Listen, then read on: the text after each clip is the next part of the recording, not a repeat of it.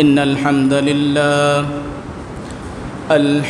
لله نحمده ونستعينه ونستغفره ونؤمن به ونتوكل عليه ونعوذ بالله من شرور أنفسنا ومن سيئات أعمالنا من يهده الله فلا مضل له ومن يضلله فلا هادي له ونشهد أن لا إله إلا الله وحده لا شريك له ونشهد أن سيدنا وحبيبنا وشفيعنا ومولانا محمدا عبده ورسوله أما بعد فأعوذ بالله من الشيطان الرجيم بسم الله الرحمن الرحيم إنا هديناه السبيل إما شاكرا وإما كفورا وقال رسول الله صلى الله عليه وسلم لزوال الدنيا أهون على الله من قتل رجل مسلم أو كما قال عليه الصلاة والسلام صدق الله العظيم وصدق رسوله النبي الكريم ونحن على ذلك لمن الشاهدين والشاكرين والحمد لله رب العالمين সমস্ত প্রশংসা সেই মহান রব্বুল আলামিনের দরবারে যিনি আমাদেরকে পবিত্র জুমার নামাজ আদায় করার জন্য মসজিদে আসার ও বসার তৌফিক দান করেছেন। এজন্য অন্তরের অন্তঃকরণ থেকে আল্লাহ পাকের শুকর আদায় করি, সকলে বলি আলহামদুলিল্লাহ। লাখো কোটি দরুদ ও সালাম বর্ষিত হোক বিশ্ব মানবতার মুক্তির কাণ্ডারি আমাদের সকলের প্রিয় নবী রহমাতুল্লিল আলামিনের উপরে। সংক্ষিপ্ত দরুদ পড়ি, সকলে পড়ি সাল্লাল্লাহু আলাইহি ওয়াসাল্লাম। সম্মানিত উপস্থিতি, আল্লাহ রাব্বুল আলামিন পৃথিবীতে মানুষ সৃষ্টি করেছেন। সমস্ত সৃষ্টিকুলের মধ্যে আল্লাহ রাব্বুল আলামিন মানুষকে সবথেকে বেশি মর্যাদা, সবথেকে বেশি সম্মান দান করেছেন এবং তার সামনে দুটি পথ খোলা রেখেছেন। একটি হচ্ছে সত্যের পথ আর একটি হচ্ছে অসত্যের পথ। আমার ভাইয়েরা, আল্লাহ রাব্বুল আলামিন পবিত্র কোরআনে ঘোষণা করলেন,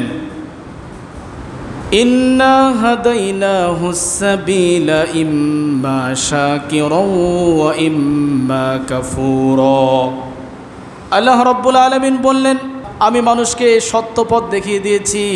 এরপর একজন মানুষ হয়তো সে সত্যের পথ অনুসরণকারী হয়, আল্লাহর শুকরগুজার বান্দায় নিজেকে পরিণত করে, ওয়া ইম্মা কাফুরা, আর নতুবা সে কুফরির পথ, অসত্যের পথ অনুসরণকারী হয়।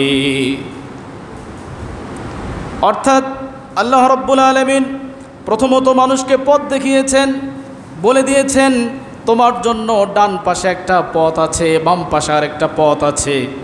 যদি ডান পাশের পথ ধরে তুমি তোমার জীবনকে চালাতে পারো তাহলে আল্লাহর সন্তুষ্টি অর্জন করতে পারবে, জান্নাতে প্রবেশ করতে পারবে। আর বাম পাশের রাস্তা ধরে যদি তুমি সামনের দিকে অগ্রসর হও তাহলে আল্লাহর অসন্তুষ্টি তোমার কপালে আছে এবং তোমার জন্য আল্লাহ পাক জাহান্নামকে নির্ধারণ করে রেখেছেন। সকলে বলেন আউযুবিল্লাহ। আমার ভাইয়েরা, পৃথিবীতে এই মানুষ যেন সম্মান নিয়ে বেঁচে থাকতে পারে, এজন্য আল্লাহ রাব্বুল আলামিন মানুষকে কিছু অধিকার দিয়েছে। আমরা জানি একজন মানুষের মৌলিক 5টি অধিকার আছে। অন্ন, বস্ত্র, বাসস্থান, চিকিৎসা এবং শিক্ষা, এই যে 5টি মৌলিক অধিকার আমরা আমাদের ভাষায় ব্যাখ্যা করি কিংবা বলার চেষ্টা করি। এছাড়াও আল্লাহ রাব্বুল আলামিন একজন মানুষকে আরও কিছু অধিকার দিয়েছে যেন সে সম্মানের সাথে মাথা উঁচু করে এই পৃথিবীতে বাস করতে পারে। আমার ভাইয়েরা, আজকের আলোচনার বিষয় হচ্ছে ইসলামে মানবাধিকার। ইসলাম একজন মানুষকে যত অধিকার দিয়েছে তার মধ্যে প্রথম যে অধিকার একজন মানুষকে দিয়েছে সেটি হচ্ছে পৃথিবীতে বেঁচে থাকার অধিকার। কিসের অধিকার দিয়েছে? প্রথমত বেঁচে থাকার অধিকার।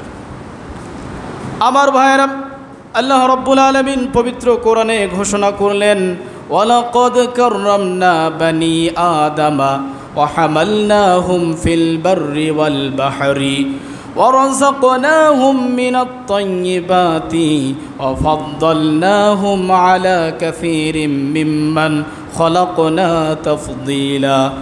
আল্লাহ রাব্বুল আলামিন বললেন, আমি আদম সন্তানকে সম্মান দান করেছি, জল এবং স্থলে চলাচলের জন্য আমি ব্যবস্থা করে দিয়েছি এবং তাদের জন্য রিজিকের ব্যবস্থা করেছি।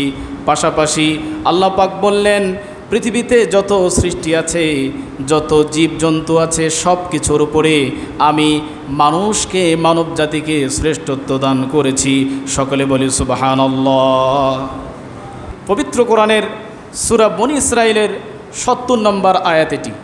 এই আয়াতে কারিমায় আল্লাহ পাক জানিয়ে দিলেন, পৃথিবীর ভেতরে সবথেকে মর্যাদাবান, সবথেকে সম্মানী, সবথেকে মর্যাদাপূর্ণ যে জাতি, সেই জাতির নাম হচ্ছে মানব জাতি। তাহলে আমরা পৃথিবীর ভেতরে শ্রেষ্ঠ না আমরা পৃথিবীর ভেতরে নগণ্য? শ্রেষ্ঠ।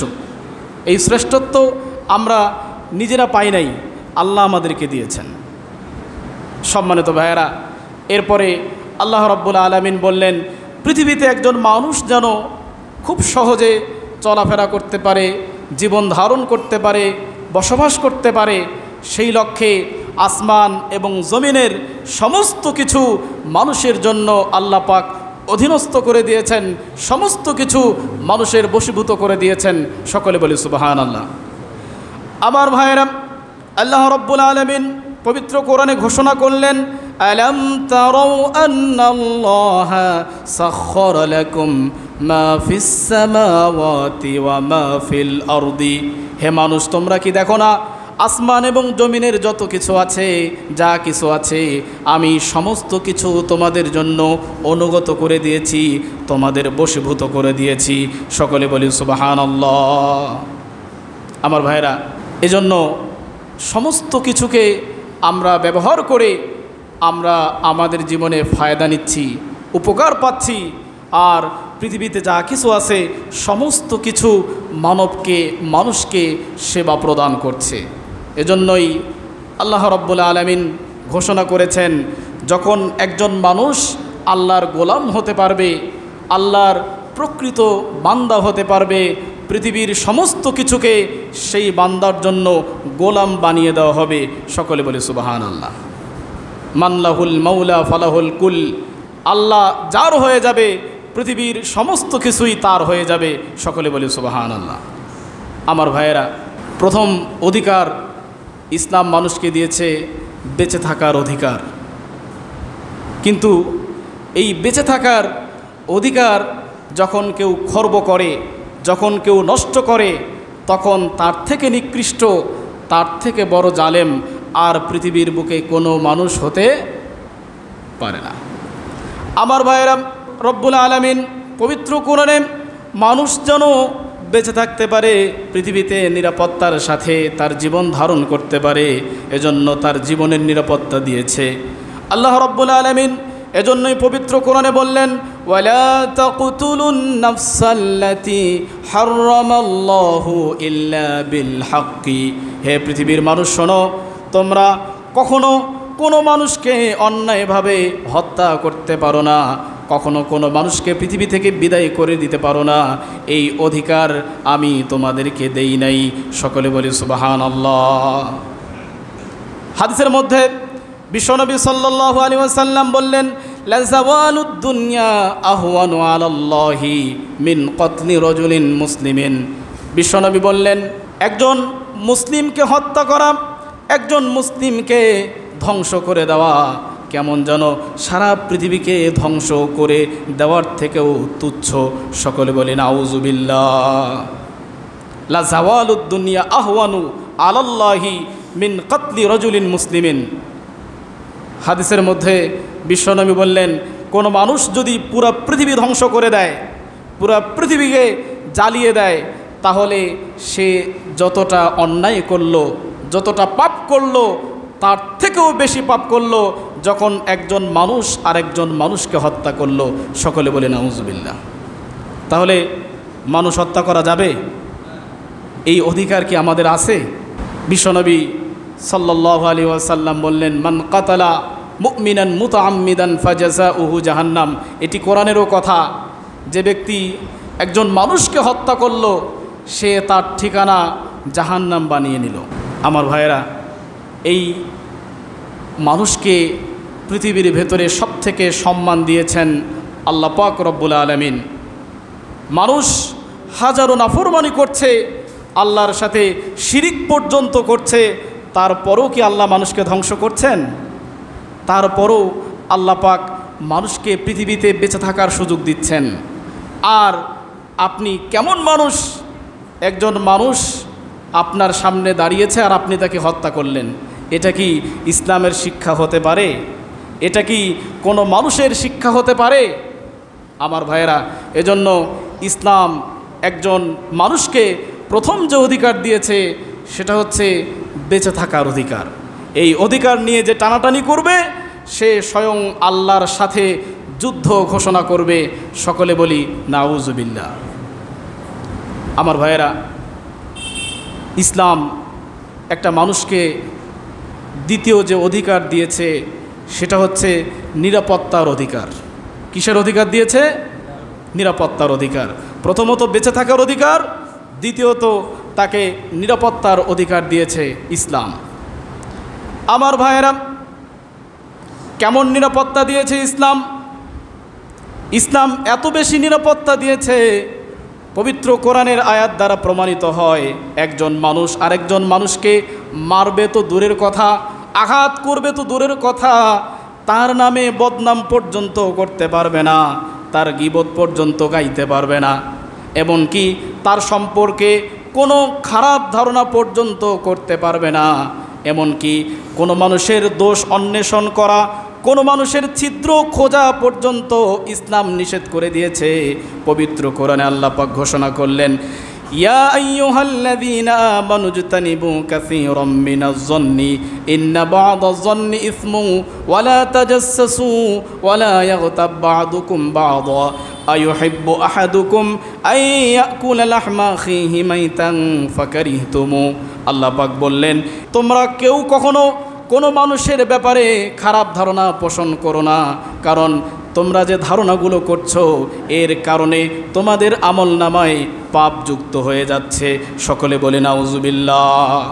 ওয়ালা তাজাসসাসু, তোমরা কখনো মানুষের ছিদ্র অন্বেষণ করো না, মানুষের দুর্বল পয়েন্ট, উইক পয়েন্ট তোমরা কখনো খুঁজে তার উপরে তোমরা টর্চার করো না, আঘাত করো না। এটি আমি তোমাদের জন্য নিষিদ্ধ ঘোষণা করলাম, কারণ পৃথিবীর বুকে আমি মানুষকে সবথেকে বেশি মর্যাদা এবং সম্মান দিয়েছি। সকলে বলি সুবহানাল্লাহ। ওয়ালা ইয়াগতাব বা'দুকুম বা'দা, কেউ কারো গীবত করো না। আল্লাহ পাক বললেন, আইয়ুহিব্বু আহাদুকুম মাইয়াকুলা লাহমা আখিহি মাইতান ফাকারিহতুমু। তোমাদের সামনে যদি তোমাদের মৃত ভাইয়ের গোশত পরিবেশন করা হয়, তাহলে কি তোমরা সেটা ভক্ষণ করবে নাকি? অবশ্যই তোমরা সেটা ভক্ষণ করবে না, গ্রহণ করবে না। ফাকারিহতুমুহু, বরং তোমরা সেটাকে অপছন্দ করবে, ঘৃণা করবে। আল্লাহ পাক বুঝাচ্ছেন, গীবত করা মানে হলো একজন আরেকজনের গোশত খাওয়ার থেকেও নিকৃষ্ট গর্হিত কাজ। সকলে বলে নাউজুবিল্লাহ। আমার ভাইরা, তাহলে ইসলাম দ্বিতীয় অধিকার দিয়েছে নিরাপত্তা। অথচ আজকে আমরা মানুষের চেহারা দেখে বিভিন্ন রকমের খারাপ ধারণা পোষণ করি কি করি না? আমাদের সমাজের কোনো যুবক ভাই যদি একটু হ্যাংলা পাতলা হয়, চিকন চাকন শুকনো হয়, তাহলে আমরা দেখেই বলে দেই ও মনে হয় কোনো মাদকের সাথে যুক্ত হয়ে পড়েছে। আমার ভাইয়েরা, এই ধারণা কি করা যাবে? এই ধারণা করার অধিকার ইসলাম আপনাকে দেয় নাই। একজন মানুষের দুর্বল পয়েন্ট থাকতেই পারে, কিন্তু এই উইক পয়েন্ট তালাশ করে আপনি তাকে বিভিন্ন রকমের হেনস্থা করবেন, এই অধিকার ইসলাম আপনাকে দেয়নি। ওয়ালা ইয়াগতাব বা'দুকুম বা'দা, একজন আরেকজনের গীবত করবেন, রাস্তার মোড়ে দাঁড়িয়ে দোকানপাটের সেই টঙে বসে আপনি আরেকজনের গীবত করবেন, এই অধিকার ইসলাম আপনাকে দেয়। আমার ভাইয়েরা, গীবত এর পরিচয় জানেন তো নাকি? গীবত কাকে বলে জানেন? বিশ্বনবী সাল্লাল্লাহু আলাইহি ওয়াসাল্লামকে গীবত সম্পর্কে জিজ্ঞেস করা হয়েছে। বিশ্বনবী সাল্লাল্লাহু আলাইহি ওয়াসাল্লাম বললেন, তোমার ভাইয়ের ভেতরে যেই দোষটা আছে সেই দোষটা আরেকজনের কাছে বর্ণনা করলেই গীবত হবে। সকলে বলি নাউজুবিল্লাহ। বুঝছেন বিষয়টা? মানে একজন মানুষ অন্যায় করে, তার ভেতরে কিন্তু একটা অন্যায় গুণ আছে, খারাপ কাজ করে সে, সেই খারাপ গুণটা তার ভেতরে আছে। এই খারাপ গুণটাও আপনি আরেকজনের কাছে গিয়ে বলতে পারবেন না। কতটা সম্মান দিয়েছে একজন মানুষকে ইসলাম, আর আমরা কত সহজে একজন মানুষকে হত্যা পর্যন্ত করে ফেলছি। আমরা আমাদের জীবনের পরিণতি কি হবে দ্বিধাবোধ পর্যন্ত আমরা করছি না। আমার ভাইয়েরা, পবিত্র কোরআনে আল্লাহ রাব্বুল আলামিন ঘোষণা করলেন, ওয়াকাতাবনা আলাইহিম ফিহা আন্নান নাফসা বিন নাফসি ওয়াল আইনা বিল আইনি ওয়াল আনফা বিল আনফি ওয়াল উযুনা বিল উযুনি ওয়াস সিন্না বিস সিন্নি ওয়াল জুরুহা কিসাস ফামান তাসাদ্দাকা বিহি ফাহুয়া কাফারাতুল লাহ ওয়া মান লাম ইয়াহকুম বিমা আনজালাল্লাহু ফাউলাইকা হুমুজ জালিমুন। আমার ভাইয়েরা, পবিত্র কোরআনে ঘোষণা করলেন, আল্লাহ রাব্বুল আলামিন জানিয়ে দিলেন, পৃথিবীতে কেউ যদি কোনো মানুষকে হত্যা করে, কেউ যদি কোনো মানুষের প্রাণ নষ্ট করে, বিনিময়ে তাকেও হত্যা করে ফেলতে হবে। কেউ যদি কোনো মানুষের চক্ষু নষ্ট করে, বিনিময়ে তার চক্ষু নষ্ট করে দেওয়া হবে। পৃথিবীতে কেউ যদি কারো নাক নষ্ট করে, তাহলে বিনিময়ে বদলা হিসেবে তার নাক নষ্ট করে দেওয়া হবে। পৃথিবীতে কেউ যদি কারো কানের ক্ষতি করে, কান নষ্ট করে ফেলে, তাহলে তার কান নষ্ট করে দেওয়া হবে। ওয়াল জুরুহা কিসাস, এবং যাকে যে পরিমাণ আঘাত দিবে সে পরিমাণ বদলা হিসেবে তাকেও আঘাত দিতে হবে। এটাই হচ্ছে কোরআনের আইন, এটাই হচ্ছে আল্লাহর আইন। সকলে বলি সুবহানাল্লাহ। এই যে আইন, এই আইন করে আল্লাহ কি মানবাধিকার লঙ্ঘন করেছেন? নাউজুবিল্লাহ। নাকি মানবাধিকার প্রতিষ্ঠা করেছেন? বলেন, কথা আমার সাথে কথা বলেন। এই আইন করে আল্লাহ রাব্বুল আলামিন কি মানুষের ক্ষতি করেছেন না মানুষের উপকার করেছেন? আল্লাহর এই আইন যদি আজকে আমাদের দেশে বাস্তবায়িত থাকতো, তাহলে কেউ কখনো কোনো মায়ের কোল খালি করতে পারতো না, কেউ কারো চোখ উপড়ে ফেলতে পারতো না, কেউ কোনো মায়ের সন্তানকে জখম করে মৃত্যুর সাথে তাকে পাঞ্জা লড়ানোর মতো অবস্থায় পাঠাতো না। আল্লাহর আইন নাই, আল্লাহর এই বিধান বাস্তবায়িত নাই, বিধায় আজকে অকাতরে যেখানে সেখানে যেভাবে সেভাবে একজন মানুষ আরেকজন মানুষের উপরে আক্রমণ করে কুকুরের মতো তাকে হত্যা করছে। সকলে বলে নাউজুবিল্লাহ। আমার ভাইয়েরা, এই আয়াতের শেষে আল্লাহ পাক বলেছেন, ওয়ামাল্লাম ইয়াহকুম বিমা আনজালাল্লাহু ফাউলাইকা হুমুজ জালিমুন। হে পৃথিবীর মানুষ, শুনে রাখো, এটাই হচ্ছে আমি আল্লাহর আইন। যে ব্যক্তি শাসন ক্ষমতায় বসে থাকবে, বিচার কার্যের এই চেয়ারে বসে থেকে যে ব্যক্তি এই আইন অনুযায়ী বিচার করতে পারবে না পৃথিবীর বুকে, সে হচ্ছে সব থেকে বড় জালিম। সকলে বলে নাউজুবিল্লাহ। ওয়ামাল্লাম ইয়াহকুম বিমা আনজালাল্লাহু ফাউলাইকা হুমুজ জালিমুন, সে হচ্ছে সব থেকে বড় জালেম। আমার ভাইয়েরা, ইসলাম মানুষকে নিরাপত্তা দিয়েছে, ইসলাম মানুষকে সম্মান দিয়েছে। তৃতীয় যে অধিকার ইসলাম মানুষকে দিয়েছে সেটা হচ্ছে বাসস্থানের অধিকার। সারাদিন কর্মক্লান্তির পরে একজন মানুষ যেন বাসায় এসে বিশ্রাম নিতে পারে, তার কর্মক্লান্তি দূর করতে পারে, সেজন্য বাসস্থানের অধিকার দিয়েছে একজন মানুষকে ইসলাম। আমার ভাইয়েরা, পবিত্র কোরআনে আল্লাহ রাব্বুল আলামিন ঘোষণা করলেন, ইয়া আইয়ুহাল্লাযীনা আমানু লা তাদখুলু বুয়ুতান গায়রা বুয়ুতিকুম হাত্তা তাস্তানিসু ওয়া তুসাল্লিমু আলা আহলিহা যালিকুম খায়রুল লাকুম লাআল্লাকুম তাযাক্কারুন। আল্লাহ পাক বললেন, হে ঈমানদারগণ, যখন তোমরা তোমাদের ঘর ছাড়া অন্য কারো ঘরে প্রবেশ করবে তখন তোমরা তাদের থেকে অনুমতি চাবে। অতুসাল্লিমু আলা আহলিহা, এবং সেই ঘরের বাসিন্দাদেরকে তোমরা সালাম করবে। যালিকুম খায়রুল লাকুম লাআল্লাকুম তাযাক্কারুন, এটা হচ্ছে তোমাদের জন্য উত্তম পন্থা, ভালো পন্থা। আমি আশা করি তোমরা এই দিকে নজর রাখবে। সকলে বলি সুবহানাল্লাহ। আমার ভাইয়েরা, তাহলে ইসলামের বিধান হচ্ছে আপনি যদি আরেকজনের ঘরে প্রবেশ করেন, বাড়িতে যান, তাহলে অনুমতি নিয়ে যেতে হবে। প্রবেশ করার আগেই অনুমতি নিতে হবে। একজন মানুষের ঘরবাড়ি জ্বালিয়ে দেওয়া তো অনেক দূরের কথা, একজন মানুষের ঘরবাড়ি দখল করা তো অনেক দূরের কথা। আপনি যদি তার ঘরে প্রবেশ করতে চান তাহলে আপনাকে অনুমতি নিয়ে তারপরে প্রবেশ করতে হবে। সকলে বলি সুবহানাল্লাহ। ইসলামের বিধান কি খারাপ না ভালো? ইসলামের বিধান খারাপ না ভালো? ভালো বিধান।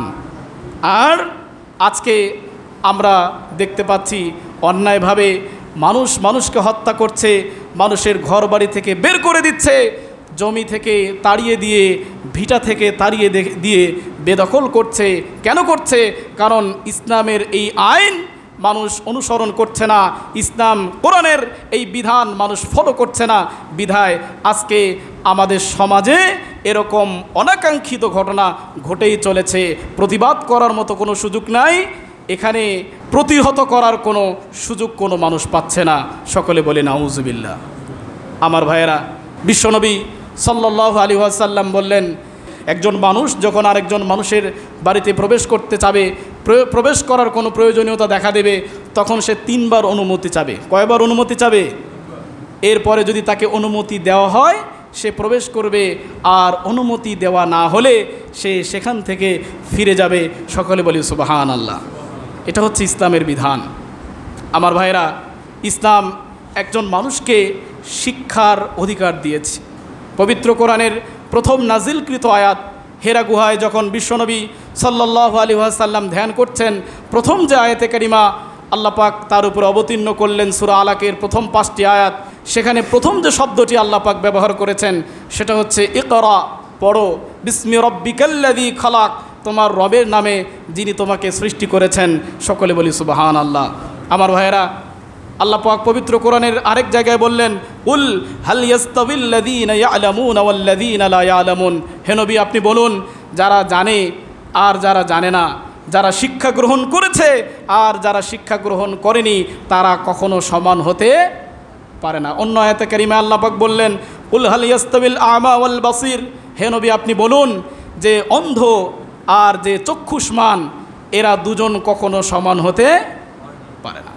আমার ভাইরা, তাহলে ইসলাম মানুষকে শিক্ষা গ্রহণের অধিকার দিয়েছে।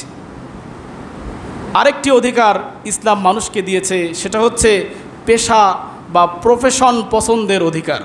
আমার ভাইরা, এই যে এখানে আমি নোট করে এনেছি মোট 12টি অধিকার। মোট কয়টি অধিকার? 12টি অধিকার। আমি 4টা অধিকারের কথা বলেছি। 5 নম্বর অধিকার হচ্ছে পেশা বা প্রফেশন পছন্দের অধিকার। সূরা মুলকের একটি আয়াতে কারিমায় আল্লাহ রাব্বুল আলামিন বললেন, আমি তোমাদের জন্য এই পৃথিবীতে যা কিছু আছে সমস্ত কিছু তোমাদের অধীনস্থ করে দিয়েছি, তোমরা এতে বিচরণ করো আর এখান থেকে তোমরা রিজিক গ্রহণ করো। সকলে বলি সুবহানাল্লাহ।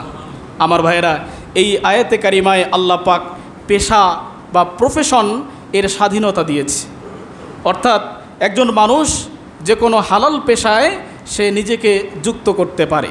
এর মধ্যে যদি আমরা সামগ্রিক দিক বিবেচনা করি অথবা শুধুমাত্র আমাদের দেশ বিবেচনা করি, দেশের প্রেক্ষাপট অনুযায়ী আমাদের দেশে এখন বেশ কিছু পেশা বা প্রফেশন রয়েছে।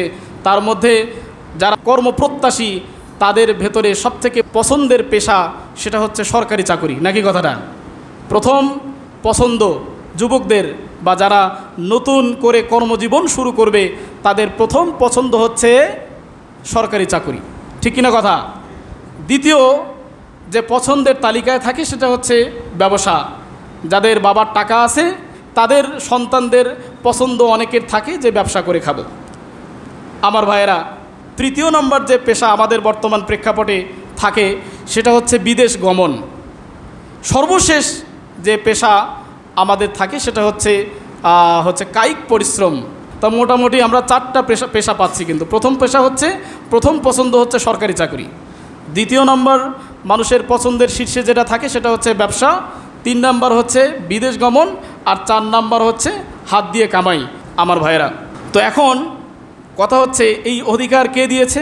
পেশা পছন্দের অধিকার কে দিয়েছে? আল্লাহ দিয়েছেন। আপনার পেশা যেন হালাল হয়, যে কোনো পেশা আপনি গ্রহণ করতে পারেন। নানা কারণে আমাদের দেশের সবথেকে জনপ্রিয় পেশা হচ্ছে সরকারি চাকরি, কারণ সরকারি চাকরি না করলে মেয়ের বাপও বিয়ে দেয় না, ঠিক কিনা কথাটা? তাহলে বোঝা গেল শীর্ষে যে চাকরি আমাদের বাংলাদেশে আছে সেটা হচ্ছে সরকারি চাকরি। কিন্তু আপনারা কি বিরক্ত হচ্ছেন, রাগ করতেছেন? আমার ভাইয়েরা, এই অধিকার ইসলাম দিয়েছে, পেশা পছন্দ করার অধিকার। বর্তমান বাংলাদেশে যদি আপনি প্রথম বা সবথেকে জনপ্রিয় পেশা হিসেবে ধরেন, তাহলে সেটা যেহেতু সরকারি চাকরি, আপনার আমার সন্তান, আপনার আমার ছোট ভাই ছোট বোন যারা পড়াশোনা করছে, তাদের কর্মজীবন শুরু করার জন্য তারা যে পেশা পছন্দ করবে সেটা হচ্ছে সরকারি চাকরি। এই অধিকার আপনিও দেই নাই, আমিও দেই নাই, এই অধিকার কে দিয়েছে? আল্লাহ দিয়েছেন। পাশাপাশি আরেকটা ছোট্ট কথা বলি ভাই, সরকারি চাকরিতে যদি কেউ প্রবেশ করে তাহলে সে কি বসে বসে বেতন খাবে, না হচ্ছে কাজ করে বেতন খাবে? অবশ্যই কাজ করে বেতন নেবে, ডিউটি পালন করে এরপরে সে বেতনের টাকাটা গুনবে। ডিউটি না করে হারামভাবে সে তো টাকাটা আপনার কাছ থেকে নিচ্ছে না। তাহলে সরকারি চাকরিকে পছন্দের শীর্ষে রাখা কোনো যুবক ভাইয়ের বা কোনো বোনের কি এটা অন্যায় না? তার এটা আল্লাহ প্রদত্ত অধিকার। বলেন, আল্লাহ প্রদত্ত অধিকার না? আল্লাহ প্রদত্ত অধিকার। আমার ভাইরা, আমাদের দেশ স্বাধীন হয়েছে কত সালে? 1971 সালের 16ই ডিসেম্বর, তাই না? এখন আমাদের দেশ কী জন্য স্বাধীন হয়েছে? আপনারা কি বিরক্ত হচ্ছেন আমার উপরে? আমাদের দেশ বেশ কিছু উদ্দেশ্যকে সামনে রেখে স্বাধীনতা লাভ করেছে। তার মধ্যে এটাও একটা উদ্দেশ্য আমাদের দেশ স্বাধীনের পিছনে ছিল, সেটা হচ্ছে বৈষম্য দূর করা। কি দূর করা? বৈষম্য দূর করা, সমতা প্রতিষ্ঠা করা। এটাও হচ্ছে আমাদের দেশ স্বাধীনের পিছনে একটা উদ্দেশ্য। কিন্তু আজকে দেশ স্বাধীন হওয়ার প্রায় অর্ধ শতক পার হয়ে গিয়েছে, 50 বছর পার হয়ে গিয়েছে, কিন্তু আসলে কি বৈষম্য দূর হয়েছে? কথা বলেন, বৈষম্য দূর হয় নাই। আপনারা সকলে অবগত আছেন, আমি কি বলবো, যে বিশ্ববিদ্যালয়ের শিক্ষার্থীরা আজকে আন্দোলন করছে, কোটা বিরোধী আন্দোলন, এবং আমাদের নীলফামারীতেও গতকাল আন্দোলন হয়েছে, সবখানেই আন্দোলন হচ্ছে। এই আন্দোলনটা কি শুধু শিক্ষার্থীদের না আমাদের সকলের? বলেন তো, শুধু কি শিক্ষার্থীদের? যারা আন্দোলন করছে তারা আমাদের সন্তান, আমাদের ছোট ভাই ছোট বোন, তারা আন্দোলন করছে। আজকে যাদের আমাদের সন্তান নাই, ছোট ভাই ছোট বোন নাই, এক সময় কি সন্তান হবে না? তারাও কিন্তু এই আন্দোলনের অন্তর্ভুক্ত হচ্ছে। এর কারণ হচ্ছে, আপনি দেখেন বাংলাদেশের এখন বর্তমান প্রেক্ষাপট, সবথেকে জনপ্রিয় চাকরি হচ্ছে বিসিএস ক্যাডার, নবম গ্রেড ফার্স্ট ক্লাস চাকরি। সেই চাকুরিতে পর্যন্ত 56% কোটা আছে। কত পার্সেন্ট কোটা আছে? 56% কোটা। এখন আপনি 100 স্টুডেন্টকে সামনে রাখেন চাকরি প্রত্যাশী, এর মধ্যে 56 জনের চাকরি কিন্তু কোটার ভিত্তিতে হয়ে যাবে। তাহলে বাকি থাকতেছে কত পার্সেন্ট? 44%। এই মাত্র 100টার মধ্যে 44টা ছেলেমেয়ে এরা মেধার জোরে চাকরি পাবে, আর 56টা ছেলেমেয়ে তাদের যে মেধা নাই আমি তা বলছি না, কোটার জোরে, এবং তাদের যোগ্যতা যদি 100%-এর মধ্যে 50% হয় তাহলে তাদের চাকরি হয়ে যাবে। তাহলে এটা কি একটা দেশের সাম্য না বৈষম্য? বলেন। প্রাইমারির চাকরি, যেটা মোটামুটি মধ্যম কোয়ালিটির স্টুডেন্ট যারা আছে, ন্যাশনাল ভার্সিটিতে পড়ে, বিভিন্ন জায়গায় পড়াশোনা করে, এরা মোটামুটি প্রাইমারিতে মানে হচ্ছে যোগদান করার একটা সুযোগ তাদের থাকে। কিন্তু অবাক করা বিষয় হচ্ছে, প্রাইমারিতে বর্তমান কোটা হচ্ছে 96%। কত পার্সেন্ট? কথাটা বোঝেন, 96%। মানে বুঝতেছেন, 100টা মানুষের যদি চাকরি হয় তাহলে মাত্র 4টা ছেলে বা 4টা মেয়ের চাকরি হবে মেধার জোরে, বাকি 96টা ছেলে মেয়ের চাকরি হবে কি? কোটার জোরে। এটা কি সাম্য? এই জন্য কি আপনারা স্বাধীন করেছেন? আমরা কিছু বললেই তো আমাদেরকে রাজাকার বলেন, হুজুররা রাজাকার। আপনারাই বিচার করেন, আমি তো বলতেছি না। আমার ভাইরা, রেলওয়ের চাকরি, রেলওয়েতে 82% কোটা। কত পার্সেন্ট কোটা? 82% কোটা। থাকতেছে কত? 18%। 100টা ছেলের মধ্যে বা মেয়ের মধ্যে যদি চাকরি হয়, 18টার শুধু মেধার কারণে চাকরি হবে, বাকি 82টা ছেলে মেয়ের চাকরি হবে কি? কোটার জোরে। কি করবেন? এরপরে আসেন নন ক্যাডার, যারা গ্যাজেট পায় না, বিশেষ ক্যাডার তবে গ্যাজেট পায় না, 10ম গ্রেডে যারা চাকরিতে যোগদান করে, এই সমস্ত চাকরিতেও আপনার সম্ভবত 54% কোটা আছে। তাহলে এত সব কোটা তো আছে, তার ভেতরে আবার প্রশ্ন ফাঁসও হচ্ছে কি না? এক তো কোটা, তারপরে প্রশ্ন ফাঁস, এরপরে আবার টাকারও খেলা, মামার খেলা, আছে না নাই? এত সবের ভিড়ে আমাদের এই নতুন প্রজন্ম যারা মেধার স্বাক্ষর রেখে দেশের কল্যাণে চাকরিতে যোগদান করে দেশের কল্যাণ সাধনের নিয়ত করছে বা চেষ্টা করছে, তারা কোথায় যাবে? এজন্য তো বর্তমান আপনারা পেপার পত্রিকায় চোখ রাখেন, খবর রাখেন, অধিকাংশ বেকার যুবকরা হচ্ছে তারা সুইসাইড করে মারা যাচ্ছে। আমার ভাইরা, কি হচ্ছে একটা স্বাধীন দেশে সাম্য হতে পারে বলেন? আমি দেশের সমালোচনা করছি না, আমি আপনাদের চোখ খোলানোর চেষ্টা করছি।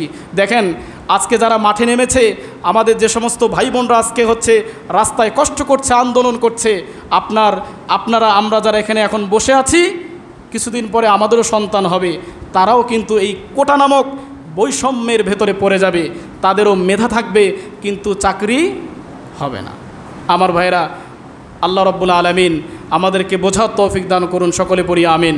এবং আমরাও আমাদের এই মসজিদ থেকে কোটা আন্দোলনের সাথে একাত্মতা ঘোষণা করছি, কারণ আল্লাহ পাক বিশ্বনবীর মাধ্যমে জানিয়ে দিয়েছেন, ইদা রাআ মিনকুম মুতাগায়্যিরান ফালইয়াতাগায়্যার বিয়াদিহি ফাইল্লাম ইয়াস্তাতি ফাবিলিসানিহি ফাইল্লাম ইয়াস্তাতি ফাবিকলবিহি ওয়া যালিকা আযআফুল ঈমান। বিশ্বনবী বলেছেন, যখন কোথাও তোমরা অন্যায় হতে দেখবে আর সেই অন্যায়ের প্রতিবাদ তোমাদের হাত দিয়ে করতে হবে, শক্তি প্রয়োগের মাধ্যমে সেই অন্যায়ের প্রতিবাদ তোমাদেরকে করতে হবে। যদি সেটা করতে না পারো, অন্তত মুখের মাধ্যমে, জবানের মাধ্যমে, বক্তব্যের মাধ্যমে সেই অন্যায়ের প্রতিবাদ তোমাদেরকে করতে হবে। যদি এটাও না পারো, অন্তত অন্তর দিয়ে ঘৃণা করতে হবে। ওয়াযালিকা আযআফুল ঈমান, এটা হচ্ছে ঈমানের সবথেকে নিম্ন স্তর। সকলে বলি সুবহানাল্লাহ। এখন যারা ভাই বোনদের উপরে অন্যায় করছে, জুলুম করছে, যদি আমরা অন্তত অন্তর দিয়ে ঘৃণা পর্যন্ত না করি, তাহলে ঈমান থাকবে? ঈমান থাকবে না। আল্লাহ রাব্বুল আলামিন আমাদের সকলকে বোঝার ও আমল করার তৌফিক দান করুন। ওমা তৌফিকি ইল্লা বিল্লাহ। আমরা যারা সুন্নত পড়ি নাই, সুন্নত পড়ি নাই।